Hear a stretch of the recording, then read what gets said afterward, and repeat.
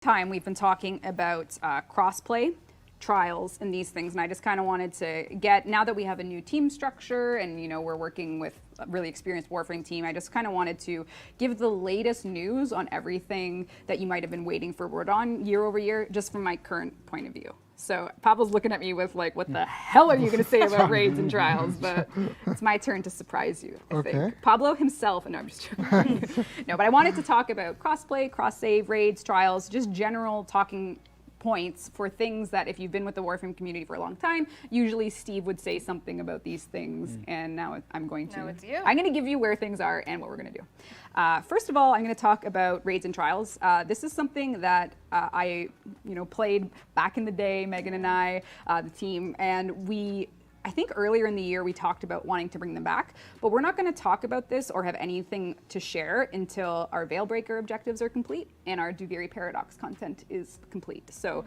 don't expect to hear about those for a little bit. We still care about them deeply and we think that they are an interesting thing to try and explore, but there's nothing to share about it until we bring you news, basically. So I'd rather be honest about that, and we have a lot of stuff to do, so I don't want it to be a continuous thing that you might expect to hear about on the next Devstream, because you won't. Hey, beautiful people of the internet, how are you guys doing today?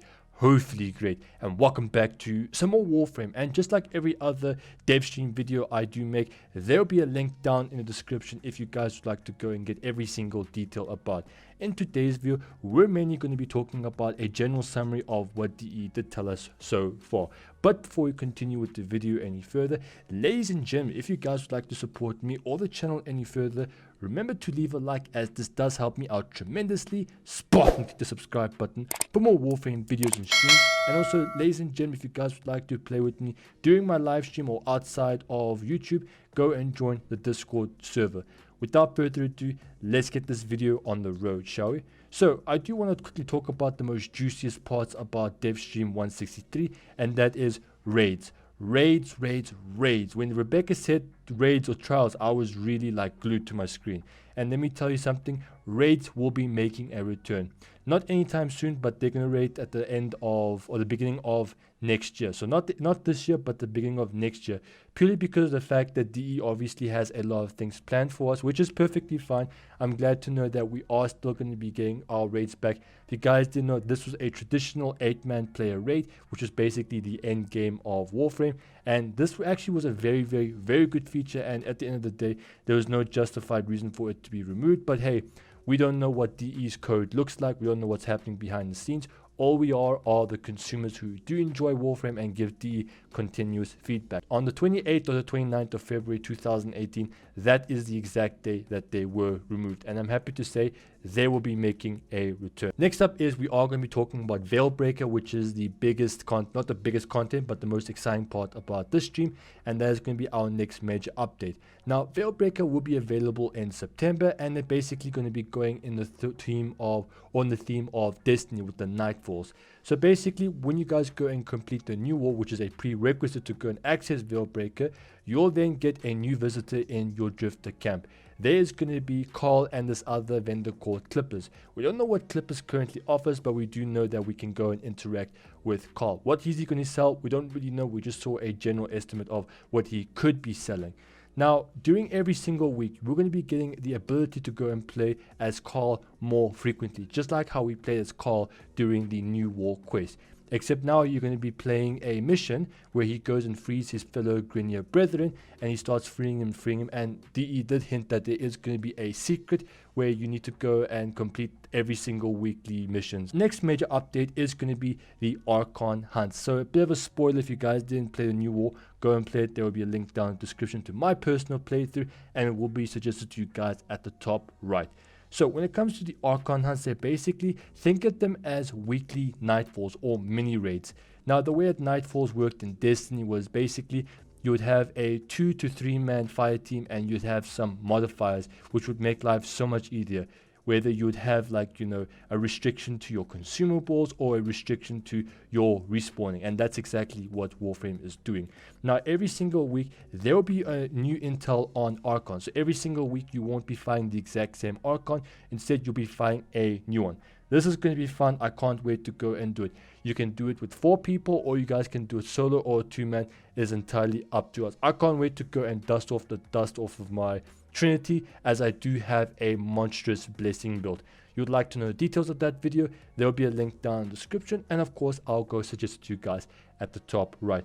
And the way that these Archons work is once you go and kill them, you'll then get a unique crystal from that Archon specifically. So week 1 will have a different crystal, week 2 will have a different crystal from the previous one, so on and so forth. And each of these crystals will basically give you a permanent upgrade to your Warframe. So for instance, we get ourselves the blue and the red ones. Obviously the blue ones will be more of a defensive ones or supportive ones, which probably give you more armor, more defense, and of course the red ones will give us more, you know, offensive ability with its power, strength, duration, efficiency. Right now we don't know what it is, and all I can tell you is that these are permanent upgrades. Now that we've gotten out of the way with the most juiciest part about Devstream 163, we are now going to be talking about the brand new Spartan based Warframe, and that is Steinerx. And I'm not gonna lie, I was a little bit disappointed with him, but at the same time when I saw his ult I was like, wow, he's actually very useful. So Steinerx. Steinerx is basically a Spartan based ability, and here, or Spartan based Warframe, and here are his abilities. So his number 1 ability allows you to throw a spear which impales the enemies on the wall and then creates a vortex. Now the impaling works very similar to how the bolter prime or the regular bolter does works, except when you go and impale an enemy, you'll basically be able to go and create a vortex, very similar to the way that Vauban's, you know, vortex works, except you're throwing a spear and it's on a completely different Warframe. This is pretty good considering how you will be able to have a lot of crowd control. I'm assuming that crowd control will be very important during the Archon Hunt, which is going to happen once a week.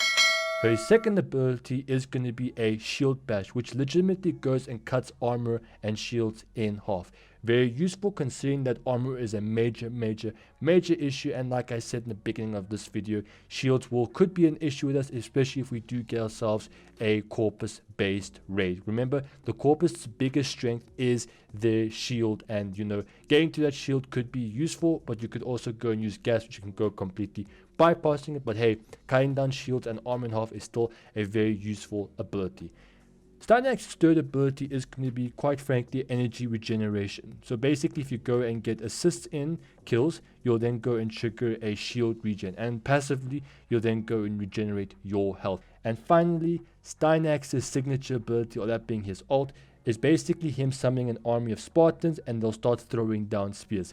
This was so cool. When I saw it, I was just like, hey, this is going to be so cool. I can't wait to go and see it. However, the only reason why I'm very disappointed with Steinerx is mainly because I was really hoping that they would bring out a sword and shield exalted blade, and you could just absolutely go and decimate whole armies of enemies, just like how the movie 300 was. So next up is we do have some changes to armor stripping, and I couldn't really understand Pablo too well from the way he was explaining it, but from what I understand, it's mainly like nothing is getting nerfed.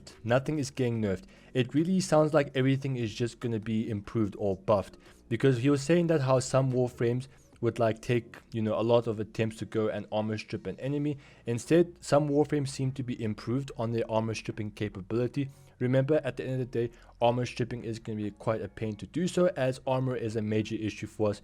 Because the enemies have got more armor, that would mean that they're going to have a lot larger damage reduction. We don't know too much about how it works, but basically what Pablo said was he, like a Warframe like Banshee, she can also armor strip. They're going to make it so that it's like, instead of it being a timer, it's going to be like a constant thing. So we just going to have to wait and see. Basically, from what I understood is going to happen is that instead of it being like, you know, going up to an enemy and like hitting them with like the same ability like 7 or 8 times, because remember the way armor stripping would work is that it's always a percentage of something instead of it being a constant value. So I think they're just going to be making sure that more frames can actually be more end game viable, because remember, armor is a major issue for us because the enemies will be receiving a hefty amount of damage reductions. Next up on our list of changes / reworks is Rivens. Now, there's nothing too crazy about that's happening. It's more of an interesting, but essentially, to summarize it to you guys, Rivens are going to be more mysterious. And what we mean by that is basically you're going to be able to go and, you know, take a Riven, put on a random weapon, because we're not going to know what type of Riven is. Is it going to be a rifle Riven? Is it a melee Riven? Is it a pistol Riven? Is it a kit gun? We don't know. But what you're going to have to do is take that Riven and just go and casually put on your mod configuration slot, therefore revealing the contents of its uses or revealing its contents in general. Now, let's go and address AOE or Area of Effect Balance. Now, to some people, this may seem like a nerf, but to me personally, it doesn't really affect, as I wasn't really abusing the AOE too much, as, you know, I wasn't really that interested in the Kuva weapons, mainly because it was such a pain to go and get. And I don't like to grind too much, especially for DE to go and nerf things, especially when I go and put a ton of time into it. But hey, I am a YouTuber. It's my duty to go and explain to you guys what is happening. So, AOE balance. So before explosions could deal headshots, and now they can't. So basically what DE is doing is that they're making sure that you can't go and casually go and explode stuff and, like, you know, shoot in their general vicinity. Now you're being forced to go and hit them with more precision. So what they're doing is, before explosions could go and deal headshots, which they would now go and cause you to go and deal massive damage. So what they're doing so is that they made it so that explosives can no longer go and deal critical damage, which is quite a big blow considering that we now have to go and deal more damage. However, if you go and hit the enemy physically in the head with the explosive, however you go and do that, you'll basically go and deal even more damage. Specifically, we are going to be getting ourselves a 3 times more damage output.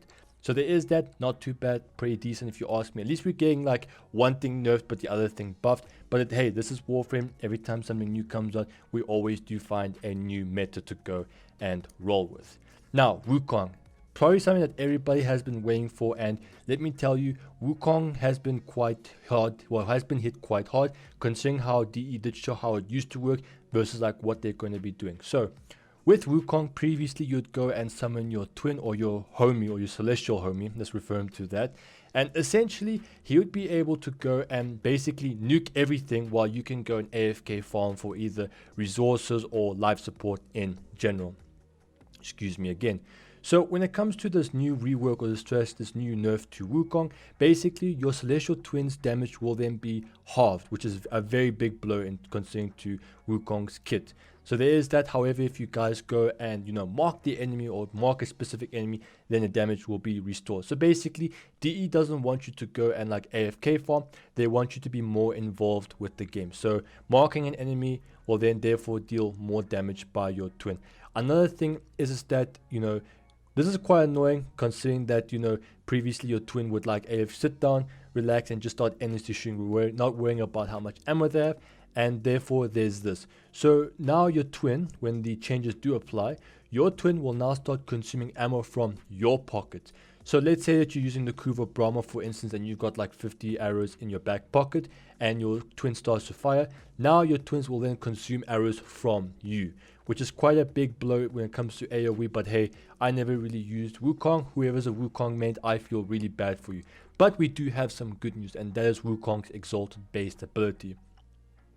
So this particular ability is actually going to be buffed, or his Iron Staff, and I think is good, but it's not really the buff I'm particularly looking for. So basically you're going to be receiving a damage or base damage boost to Wukong's Iron Staff, which is, hey, pretty good. Let's hope we do get more crits. I was really hoping that we went and get ourselves more slash, because the biggest problem with Wukong's, you know, staff in general is the fact that it only deals, you know, impact, which unfortunately is the weakest type of damage out there.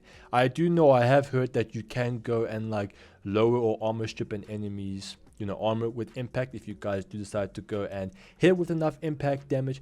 But at the same time, I'm not a big fan of impact, and you know, Wukong can't really crit with that unless you go and like have like a stat stick of some form before you could, until they decide to go and nerf, you know, Helios' stat stick and all of that good stuff. And also Wukong's forward ability will then allow you to go and, when you slam the ground, will also go and generate another vortex, which is actually a life-changing thing, considering that you may be able to go and hit them with red crits. Because remember, if you guys are living under a rock, if you can go and build up your combo counter for any Exalted based ability, you can actually go and deal even more crits than usual. Because remember, you can go and add gladiator mods onto Wukong and then just therefore go and like decimate the enemies.